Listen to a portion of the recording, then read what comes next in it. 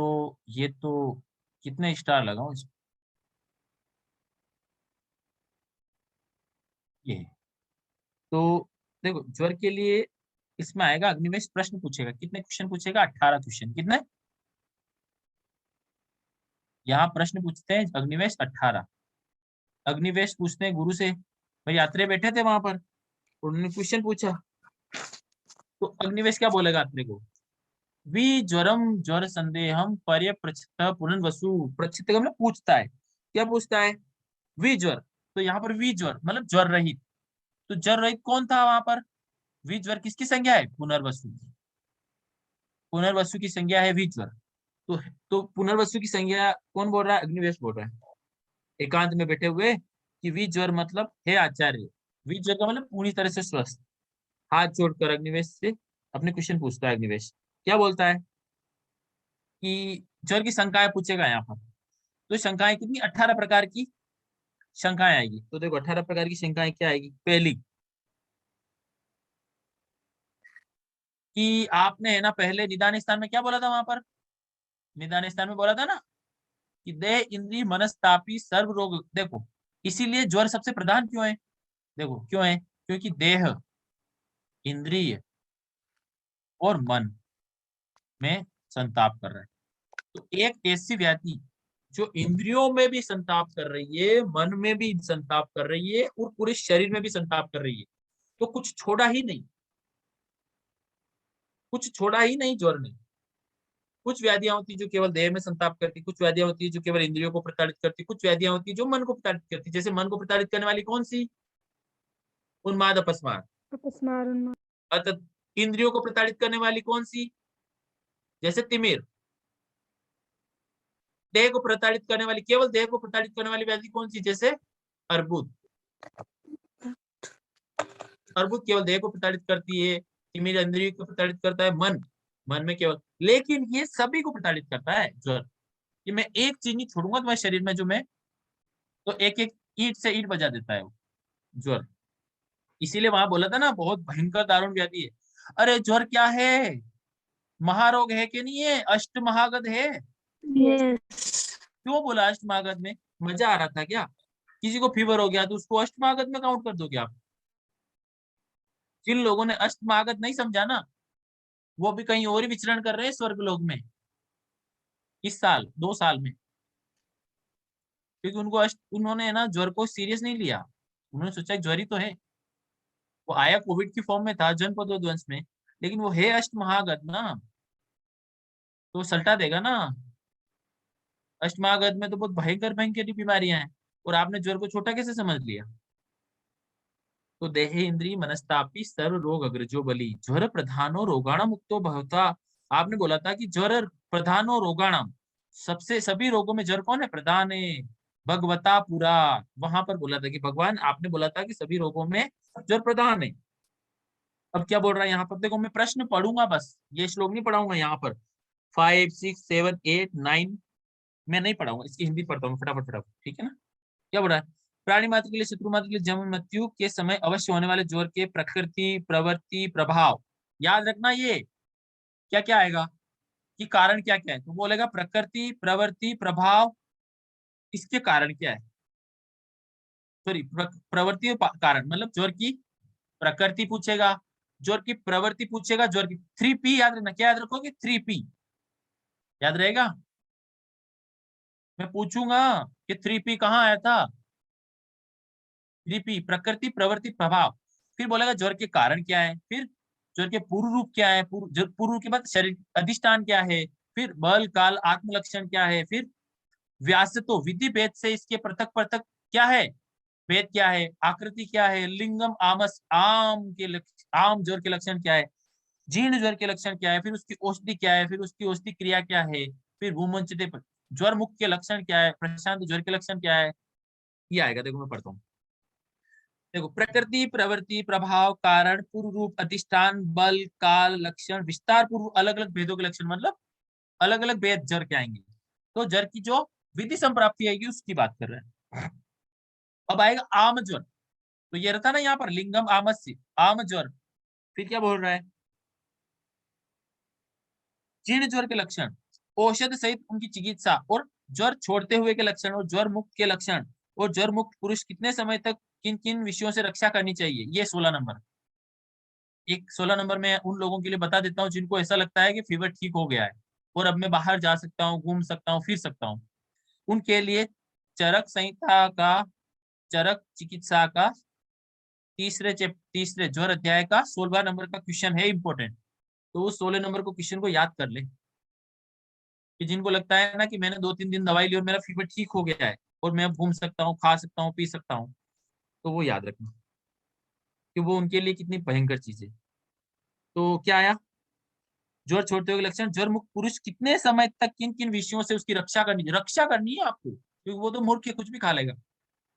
फिर क्या बोल रहा है, ज्वर शांत होने पर किन किन कारणों से पुनः उत्पन्न हो जाएगा, मतलब पुनरावर्तक ज्वर बोलेगा कि किन किन कारणों से ज्वर उत्पन्न होगा, तो पुनरावर्तक ज्वर। फिर पुनः आए हुए ज्वर की शांति, मतलब पुनरावर्तक ज्वर की चिकित्सा बोलेगा। तो ये 18 क्वेश्चन हो गए, समझे। अरे इन 18 क्वेश्चन में ये चैप्टर चलेगा। अब देखना कैसे, अब देखना आगे क्या आएगा। अब आएगा ज्वर के पर्याय बोलेगा, तो यहां से चालू होगा प्रकृति, प्रवृत्ति, प्रभाव, कारण, पूर्व रूप, अधिष्ठान, बल, काल, आत्मलक्षणम, व्यासद, विधिभेद, पृथक आकृति, लिंगम, आमस्य, जीर्ण, ज्वर, औषध, क्रियाक्रम, विमुचते, प्रशांत, चिन्हम, पृथक पृथक, ज्वर, अपशिष्टो, रक्षत, यावत कालम, यथो यथो, प्रशांत, यावत चपी, पुनरावर्त, क्रिया, प्रशामित। ये 18 क्वेश्चन है, ठीक है ना। हम शुरू करें ज्वर के पर्याय से। श्लोक नंबर 11। अरे अभी तक की कहानी समझ में आई, कोई डाउट।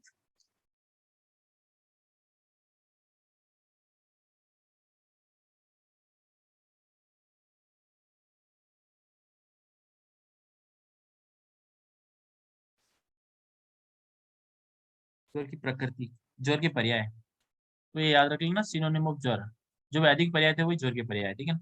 ज्वरो विकारो रोगस्य व्याधि आतंक एव च, एकार तो नाम पर्याय ठीक है, तो ये याद रखना। ज्वर के पर्याय क्या है, ज्वर है, विकार है, रोग है, व्याधि, आतंक सभी। तो रोग के पर्याय इक्वल टू ज्वर के पर्याय, बात करता हूँ। उसके बाद श्लोक नंबर 12। 12 क्या, अब आया देखो, यहाँ से शुरू हो रहा था ना ये वाला, देखो ये यहाँ से चालू हो गई, अब चैप्टर यहाँ से चालू होगा और यहाँ के पूरा चैप्टर खत्म हो जाएगा। मतलब इस पूरे ज्वर में ये चैप्टर यहाँ से चालू हो रहा है और यहाँ खत्म हो रहा है। इन क्वेश्चन में ज्वर खत्म हो रहा है, ठीक है। देखो ये क्या आया, ज्वर की प्रकृति। तो देखो प्रकृति क्या है लिखना, कि ज्वर प्रकृति क्या है, तो तस्य प्रकृति रुदिष्टा दोषा शारीरिक मानसिक, मतलब ज्वर की प्रकृति क्या है, शारीरिक हो सकती है, मानसिक हो सकती है। तो शारीरिक और मानसिक ज्वर की प्रकृति, क्वेश्चन आया ज्वर की प्रकृति कितनी होती है, तो आंसर जाएगा 2, शारीरिक और मानसिक। अब क्या है, देहिनम न ही निर्दोष जरम समूह सेवते, ऐसा कोई व्यक्ति नहीं है या ऐसा कोई प्राणी नहीं है जिसके अंदर ज्वर नहीं होता है, ये ना, ऐसे लिखा है वो, कि देखो शारीरिक और मानसिक दोषों से रहित प्राणियों को ज्वर नहीं होता है। इसीलिए तो बोल रहा था ना कि पूर्व जन्म में किसको याद रहता है, क्योंकि मरते टाइम क्या होता है, मैंने बोला था जन्म आदो निधन च महत्तम, जो मृत्यु के समय ज्वर आता है और मृत्यु के समय ज्वर आ रहा है, तो उसके साथ कौन से दोष आ रहे हैं, रज और तम आ रहे हैं। और वही रज तम क्या करते हैं, इस जन्म की याद को खत्म कर देते हैं, इस जन्म के यादों को खत्म कर देते हैं। इसीलिए आपको पूर्व जन्म याद नहीं आता है, और पूर्व जन्म याद नहीं आता है। और कुछ लोग होते हैं जिनको मरते टाइम ज्वर नहीं होता है, कुछ लोग करोड़ों में एक, अरबों में एक। वो लोग क्या करते हैं, उनको अगला पिछला जन्म भी याद आता है, तो वो क्या करते हैं, बचपन से ही स्मार्ट। पता नहीं जी के आता है उनको, बचपन से इतिहास आता है उनको, श्लोक आते हैं, संस्कृत आती है, क्योंकि उनको मृत्यु के समय ज्वर नहीं आया, उनके अंदर रजतम आविष्ट नहीं हुआ, इस वजह से उनको ज्वर नहीं हुआ। और ज्वर नहीं हुआ तो उनको पुरानी यादें हैं पिछले जन्म की, यही कहानी होती है, पुनर्जन्म याद क्यों नहीं आती। तो ये लिखा है, देही रमन निर्दोष ज्वरम समुपेते, मरते टाइम क्षयस्तमो ज्वर पापमा मृत्युश्चोक्ता यमात्मका, है ना। पंचवती नाम निकलेशनाम स्वेन करुणा इत्यादि प्रकृति पकड़, ये प्रकृति है, ठीक है ना, 2, ये ध्यान रखना है। अब आए श्लोक नंबर 14। तो देखो प्रवृत्ति, पहला है प्रकृति, इसको ऐसे लिख देना, प्रकृति शारीरिक मानसिक। अब प्रवृत्ति, प्रवृत्ति के लिए क्या आएगा, पहला आएगा प्रवृत्ति परिग्रह, और दूसरा क्या है, रुद्रकोप, रुद्रकोप।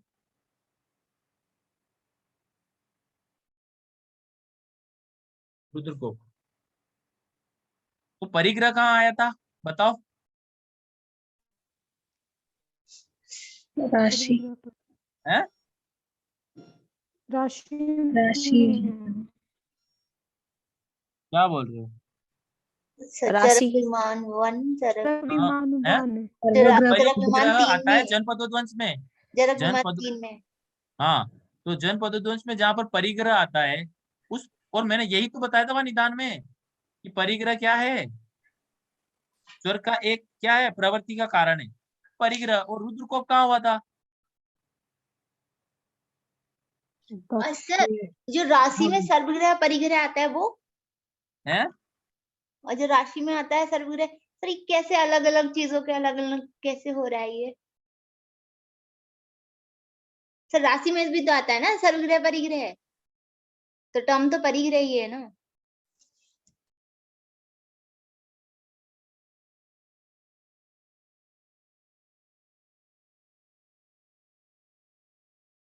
चलो एक क्वेश्चन पूछता हूँ आपसे।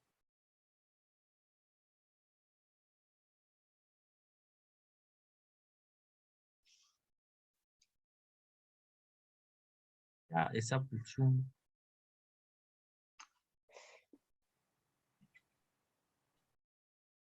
एक सेकंड।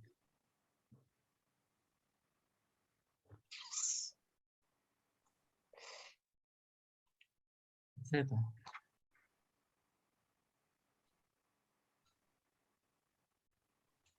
सर परिग्रह का क्या मीनिंग होता है?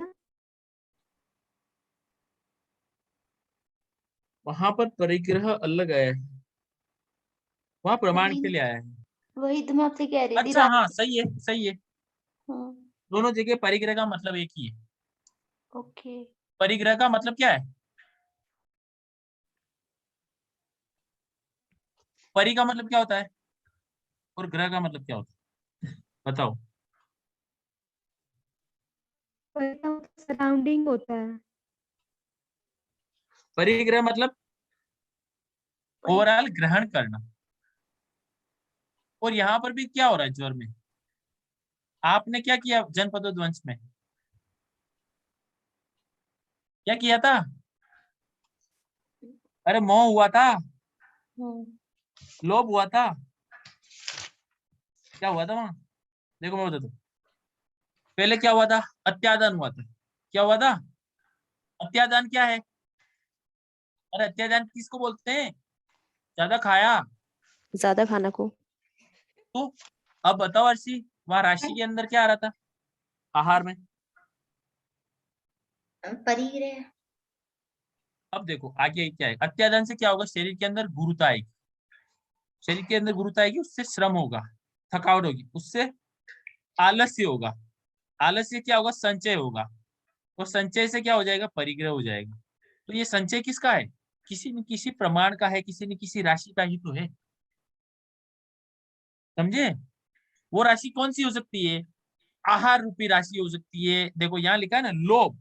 लोभ, इसके बाद क्या आएगा? उस परिग्रह के बाद लोभ हो गया, और उस लोभ से क्या हो गया?